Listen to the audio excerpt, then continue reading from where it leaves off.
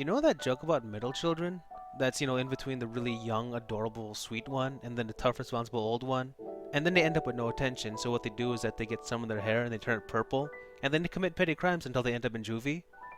Video games are kind of like that too, minus all the edge and irresponsible immaturity.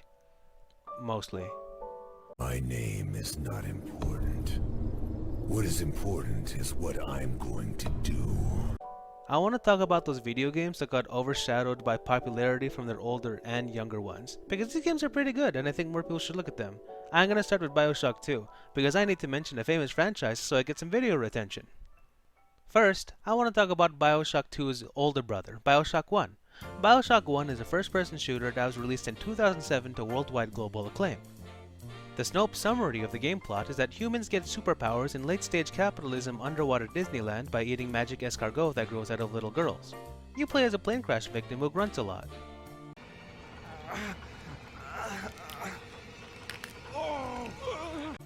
You start the game out as some dope wearing a snow-white mama knit wool sweater, but approach the game's end as a battle-hardened steam shotgun-wielding warrior that can shoot angry bees out of his veins. Despite that, the feeling that you could get bodied and crumpled out on the wall like a Fallout environmental storytelling corpse never really goes away throughout the game. You become powerful, sure, but so do your enemies to scale to your strength, and not in the grindy unga bunga me get more health kind of way, but your enemies really do begin to transform and morph along with you, being able to climb on walls, teleport and throw grenades. And one of those enemies, right at the top of the pyramid, is the now eponymous, iconic Big Daddy, a bag of miscellaneous human body parts mixed with Eve, which is basically just a heroin version of mana, stuffed inside an oversized diving suit fitted with impenetrable plates of iron. Also, some of them have a giant mining drill that they use to say hello to the locals. Guarding previously mentioned little girls full of escargot, these chunky boys are technically completely optional to fight, as they never fight unprovoked. But if you want to get strong, well, get ready to throw a chair at him and hear that guttural roaring gurgle as you engage in combat against these titans that make the seafloor shudder with every heavy iron step. Anyway, so these big giant hulking beasts of primal nature sound cool as hell, right? They do. You ever look at them and go, I also want to be inhumanely crammed into a stinky fishy death trap and be trapped to an eternal unthinking purgatory protecting women that I don't care about? Awesome, because that's the entire plotline of Bioshock 2. Time to say hello to the locals and show your ugly mug, baby! In this game, you're a rumbling, tumbling, charging tank that has two legs, a father complex, and unending rage. From the get-go, they give you a giant drill rammed into your arm to really hammer home the point you're not really a human being. You are a weapon that was built specifically for destroying other things. Where there were light horror elements in Bioshock 2, you're the jump scare. If Bioshock 2 was instead a platformer, you're the saw blade that keeps killing you on that one level even though it isn't even that hard. Waves upon waves of enemies crash down on you in a futile attempt to stop your endless rampage to find your daughter. Right, your daughter. That's the plot. Throughout the game, you get these weird telecalls in your helmet from some chick that keeps calling you daddy. It's free for the first few minutes, and they start charging like $10 a minute. It's a complete scam, and a very predatory practice on the emotionally vulnerable. Eventually, trudging through the now dilapidated underwater Disneyland, you eventually figure out that your daughter's been kidnapped and is now being pimped out by Mrs. Doubtfire's evil twin. Yada yada yada yada. I don't really care, I'll be honest, I just want to rip into people. Yeah, you know what? Screw the video. Go play it. It's like $3 on sale, and you feel awesome using your giant arsenal of grenade launchers, spear guns, machine guns, and plasmids to lay into some poor guy that has a broken pipe, gingivitis, and elephant's foot. I'm not even very sure why not many people talk about this game. It's awesome.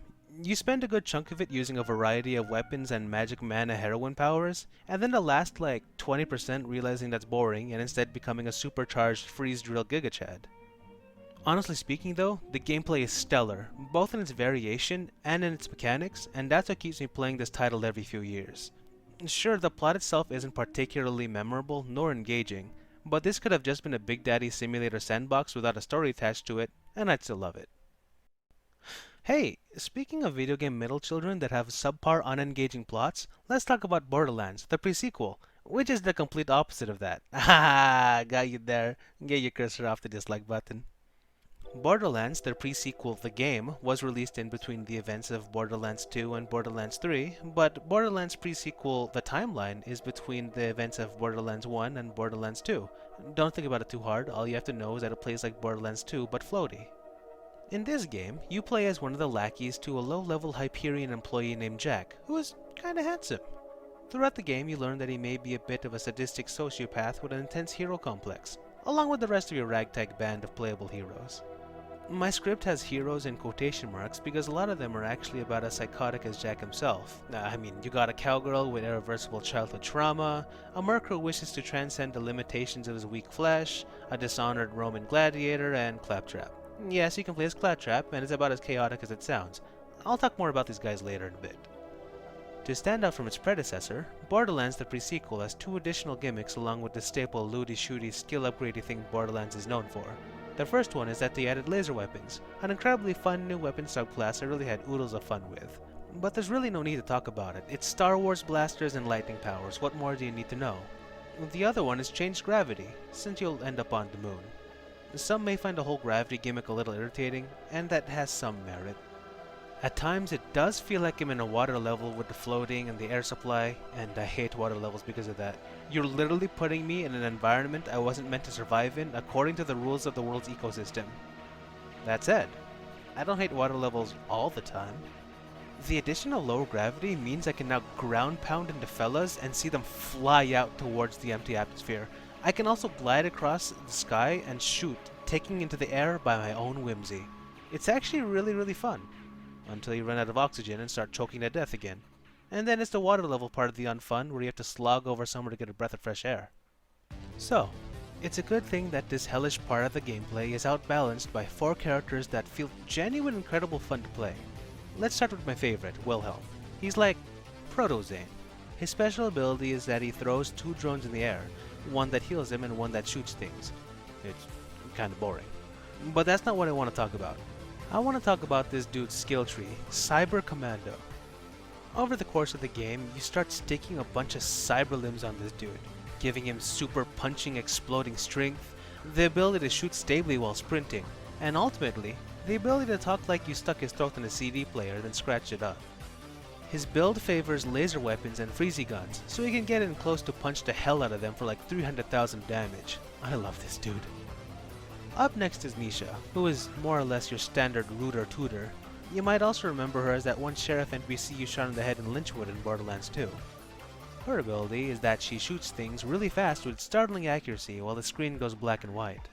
The concept of a cowboy shooting things accurately while the screen goes black and white is completely original, as are her preferred builds being with single-shot weapons and revolvers. Jokes aside, a really specific itch gets scratched when I'm one-shotting things with my beefed-up crit damage, or I'm just plugging them up with my ult. Then you've got Athena, a warrior soldier styled after gladiator pit fighters taken out of a 1990s film about Rome and bad CGI. She has an explosive bouncy shield that protects as much as it attacks. She's also a lesbian, which has no bearing on anything, but I thought I should mention it. The lady's a lesbian, not the shield, I just want to be clear about that. Finally, you've got Claptrap, who's, well, Claptrap. His signature ability is that he has no signature ability. A Jack-in-the-Box prompt turns you into the cheap knockoff Walmart version of other characters' signature ability, including from other games like Borderlands 2, or even its own impossible ability like turning into a pirate ship, an explosive cake, or my dad if he came back with the milk. These fun, chaotic elements of that famed Borderlands gameplay, while keeping the loop fresh and fun with a new weapon class, new heroes, and, begrudgingly, the new gravity mechanic, makes this game worth picking up and playing, especially if you're a lore fiend since it has so many Borderlands 2 tie-ins. The final verdict is, get this if you liked Borderlands 2, and most everyone liked Borderlands 2, according to Steam. Also according to Steam, a lot of people didn't like Dead Island Riptide. Technically speaking, this one isn't a middle child yet, but Dead Island 2 is about to emerge from the womb of Deep Silver as of this video, so I'm gonna count it. Also, I would have talked about Escape Dead Island, but I want to talk about games I actually like. Dead Island 1's trailer features the final moments of a happy family being torn apart, physically and metaphorically, by a zombie mob. It's a trailer filled with compassion and empathy, and touches the sensitive parts of my soul the same way those South Asian commercials about credit cards do. It's a story about the last minute of a father trying to protect the ones he loves. It's a story about clawing at the light of hope as the desperation grips you down to the abyss. It's a story about failure. Dead Island 1, the game, is about glitching into a wall while a zombie 30 feet away throws a heat-seeking broken plank that kills you on impact. Like, objectively speaking, Dead Island is not a good game. The combat and movement is often clunky and floaty feeling. The side quests, as well as the entire campaign, are boring fetch quests and escort missions. An entire class of weapons, Knuckles are borderline useless. The characters you play as have flat, forgettable personalities, along with literally every other NPC on the island. The upgraded versions of weapons are the exact same as our common version, but the text is now blue. Almost every single ability in the skill trees just makes the number go up. And yet, despite all of those flaws and more, at its core, I can't stop playing it. I have been playing Dead Island on and off since it came out in 2011, and I will probably continue to play it for years to come. I love Dead Island, and I hate that fact. Something about its dismembering system, all the silly ways your character can kill and be killed, the way I can turn off my brain and just spam left click and get chopped up broken body parts in return, really tickles my brain in a way no other game does. It's silly, it's stupid, and I should not be enjoying myself as much as I do when I play it, but I actually can't help it. Crushing a zombie in a straitjacket with a skull mace, and my character literally named Sam B, screaming the same scream he has every single time, sends dopamine right through my spine. Now, Dead Island Riptide is all of this and more, both bad and good. More weapons that are objectively worse than other weapons in the game, more slugging fetch quests, more stupid fun weapon blueprint upgrades, more slow escorts, a new fifth character that specializes in Knuckles so you can finally watch the horrible punching animation in all its glory. The best way I can describe Dead Island Riptide is a DLC that was too big, so they just made it into another game. I implore you to get this if you have the same kind of smooth brain that I have, where I enjoy the dopamine rush of idle clicker games but hate actually playing them, so I just play the 3D version of it and I claim that it's different. This particular scenario is separate when a 3D rendition of a game series actually is different and the 2D version is significantly better. Such is the case in Broken Sword 2, The Smoking Mirror. This one is one of those rare instances where the game in question wasn't remembered not because it wasn't as good, but because the games surrounding them are so dang bad. The first Broken Sword game is about an American man seducing a French girl while incidentally uncovering and foiling an Illuminati plot on the side.